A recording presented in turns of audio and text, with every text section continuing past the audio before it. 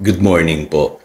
Tayo po'y mag-aral ng salita ng Diyos. 1 Corinthians chapter 15, verses 57 hanggang 58. Magpasalamat tayo sa Diyos sapagkat tayo binibigyan niya ng tagumpay sa pamamagitan ng ating Panginoong Hesukristo. Kaya nga mga minamahal kong kapatid, magpakatatag kayo at huwag matinag. Maging masipag kayo sa paglilingkod sa Panginoon dahil alam ninyong hindi masasayang ang inyong paghihirap para sa Kanya. Victorious Christian Living. Again, sa pag-aaral po natin nung early church, ay makikita natin na sila po ay victorious sa kanilang pamumuhay. Yes, meron po mga trials, may mga persecutions, at dinadaanan din nila kung ano yung mga problemang pinagdadaanan natin ngayon. In fact, mas higit pa. Mas marami silang pinagdaan ng problema noon. Yet, mapupunan ninyo sa kanila pong pamumuhay, sila po'y nagtatagumpay. At ang sabi pa nga dyan sa 1557, sila'y binibigyan ng tagumpay ng ating Panginoong Hesukristo. At yan din po ang mensahe ng 2 Corinthians chapter 2, verse 14. Sabi diyan, "But thanks be to God who always leads us in triumphal procession in Christ." Pansinin niyo po, yung salitang always. Who always leads us. Lagi silang nagtatagumpay. Kaya alam niyo po, totoo po yun, ang Kristiyano po, dapat laging nagtatagumpay sa buhay na ito. Kahit tayo may mga problema at pagsubok na pinagdadaanan. Kasi po yan ang pangako sa atin ng Panginoong Hesukristo. Ngayon, alamin natin yung sikreto bakit sila nagtatagumpay. Unang-una po, because of the message they heard. Alam niyo po, napakahalaga po ng mensaheng napapakinggan po natin. Kaya mag-iingat po tayo doon po sa ating mga pinaniniwalaan at pinapangaral. Kasi alam niyo po, makapangyarihan po ang salita ng Diyos. Sabi sa Acts chapter 19, verse 20, the word of the Lord is spread widely and grow in power. Ibig sabihin, yung salita ng Diyos, may buhay po yan. Lumalagana po yan kapag ito'y naipapangaral at makapangyarihan po ito. Ibig sabihin doon pa lamang po sa mensahe ng mabuting balita, sapat na upang tayo po ay magtagumpay.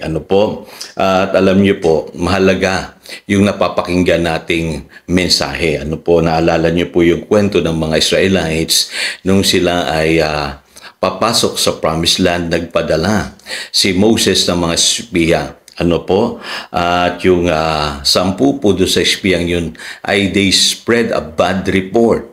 Sinabi nila, yes, maganda yung lupain, kaya lang ang mga nakatira doon ay mga higante. So, hindi natin sila kayang talunin.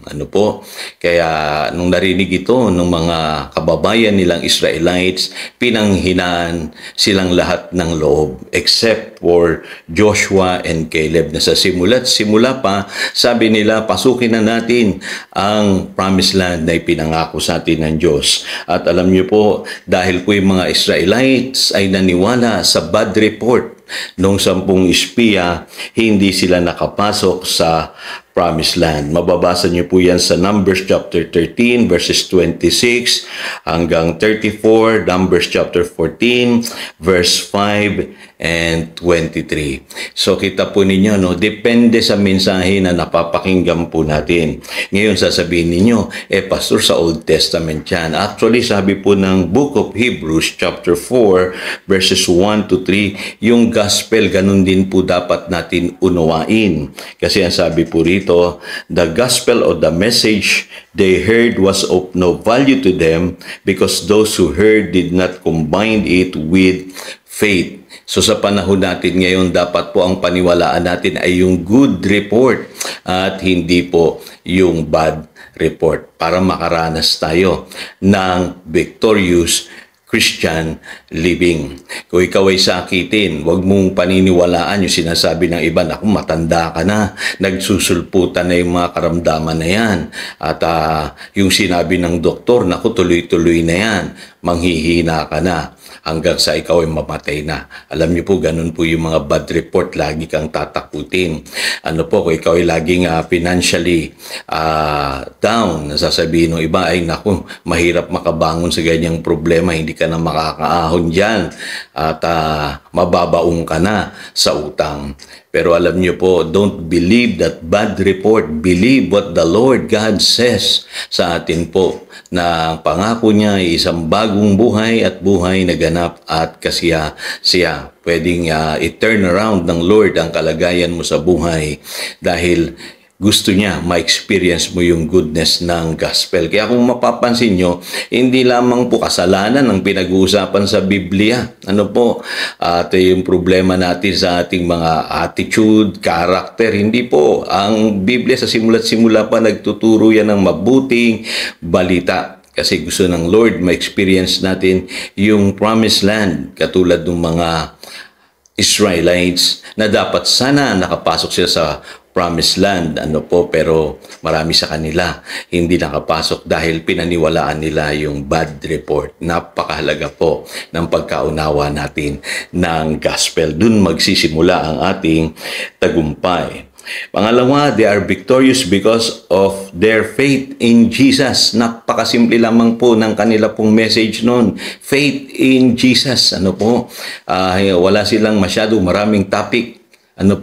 At pagka nagsisermon po yung mga apostol, ang pinapangaral nila ay yung pananampalataya sa Panginoong Hesukristo. Kaya mapapansin nyo doon sa Acts chapter 13 verse 16, nilinaw ito ni Pedro. Sabi niya, by faith in the name of Jesus, this man whom you see and know was made strong. Kaya gumaling yung lalaking lumpo ay dahil sa pananampalataya in the name of Jesus. It is Jesus' name and the faith that comes through Him that has given this complete healing to him, as you can all see. Yun pong pinanggalingan ng healing nung lalaking lumpo. Yung pananalig sa pangalan ng Panginoong Jesus. At yung pananampalatayang nagmumula rin sa Diyos. Kaya alam niyo po, basic ang message nung araw It's about faith.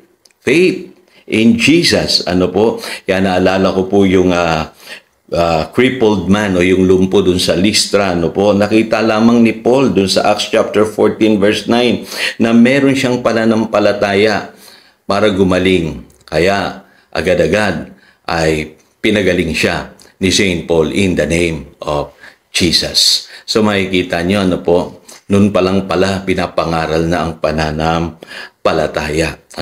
Today, nakikita ko po, medyo nagkukulang tayo dyan. Mas pinapangaral natin yung mga problema, yung mga circumstansyang nagaganap sa mundo.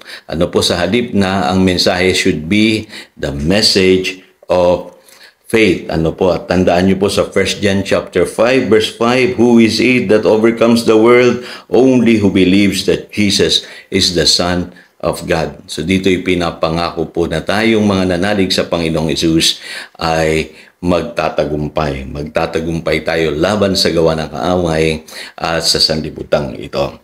So pong application nito sa 1 Corinthians chapter 15 verse 58. Sabi diyan, stand firm, let nothing move you. Sa buhay na ito, huwag tayong padidistract. Kasi si Satanas gustong-gusto tayong i-distract, para mawalan tayo ng pananampalataya sa Diyos. Sabi diyan, always give yourself fully to the work of the Lord. Maging busy tayo kay Lord. Yung iba busy sa sanlibutan. Tayo dapat busy kay Lord. Mag-serve tayo kay Lord. Gawin natin yung ating pong Christian duties. Ipaglingkod natin yung ating buhay sa Panginoon. Ipangaral natin ang mabuting balita. Maniwala ka, kapatid. Kusang maaalis sa iyo yung mga problema mo, pati ang mga iniinda mo sa katawan kapag busy ka kay Lord. At ang sabi diyan, your labor in the Lord is not in vain. Ibig sabihin, be ready for harvest. Abangan mo, darating yung harvest time. At aanihin mo yung mga pananangin, yung mga pagpapagal sa Panginoon, dahil ang Diyos natin nagre-reward yan sa lahat ng nananalig sa Kanya. Again, ito si Pastor Jojo nagpapaalala upang daluyan tayo ng pagpapala, manatili tayo sa Kanyang salita. Good morning.